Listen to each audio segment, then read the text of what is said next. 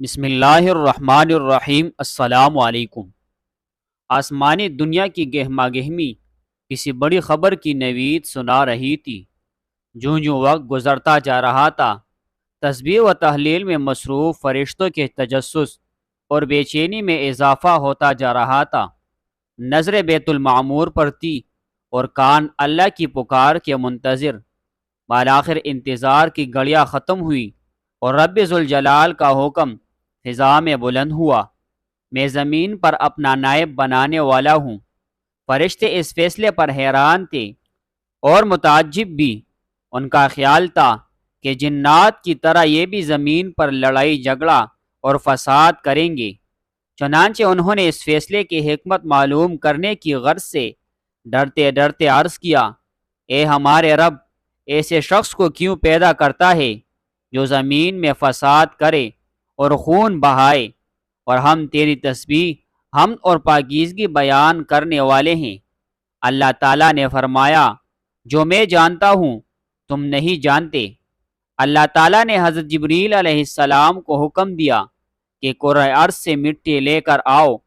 حضرت ابو موسیٰ اشعری رضی اللہ تعالیٰ عنہ سے روایت ہے کہ نبی کریم صلی اللہ علیہ وسلم نے ارشاد فرمایا، اللہ تعالیٰ نے حضرت آدم علیہ السلام کو ایک مٹھی خاک سے پیدا فرمایا۔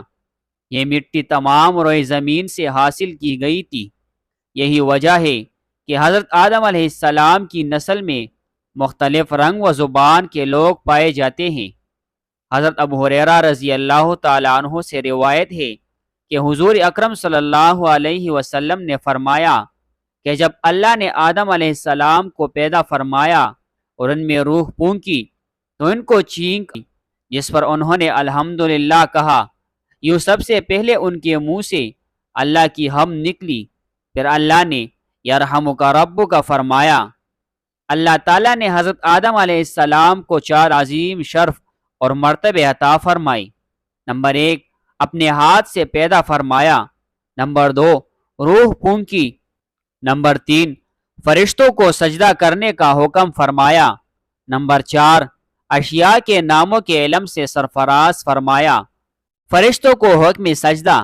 اللہ تعالیٰ نے حضرت آدم علیہ السلام کو تمام نام سکھا کر ان چیزوں کو فرشتوں کے سامنے پیش کیا اور فرمایا، اگر تم سچے ہو تو ان چیزوں کے نام بتاؤ۔ انہوں نے کہا، اے اللہ، تیری ذات پاک ہے، ہمیں علم نہیں سوائے اس کے جو تو نے ہم کو سکھایا ہے، بے شک آپ بڑے علم و حکمت والے ہیں۔ پھر اللہ تعالیٰ نے حضرت آدم علیہ السلام کو حکم دیا کہ ان چیزوں کے نام بتا دو، سو انہوں نے ان سب چیزوں کے نام بتا دیے۔ اللہ تعالیٰ نے فرمایا، دیکھو میں نے تم سے نہ کہا تھا کہ میں زمین و آسمان کی تمام پوشیدہ چیزوں سے واقف ہوں۔ میں ان باتوں کو بھی جانتا ہوں جن کو تم ظاہر کر دیتے ہو اور جن کو تم دل میں رکھتے ہو۔ حق تعالیٰ نے تمام فرشتوں کو حکم دیا کہ آدم علیہ السلام کو سجدہ کرو، تو ابلیس کے سوا سب نے سجدہ کیا۔ اس نے انکار کر دیا اور تکبر کیا اور وہ کافروں میں ہو گیا۔ اللہ تعالیٰ نے ابلیس سے پوچھا، جب میں نے تجھ کو حکم دیا تھا تو کس چیز نے تجھ کو سجدے سے باز رکھا؟ اس نے کہا، میں اس سے افضل ہوں، تو نے مجھے آگ سے پیدا کیا اور اسے خاک سے۔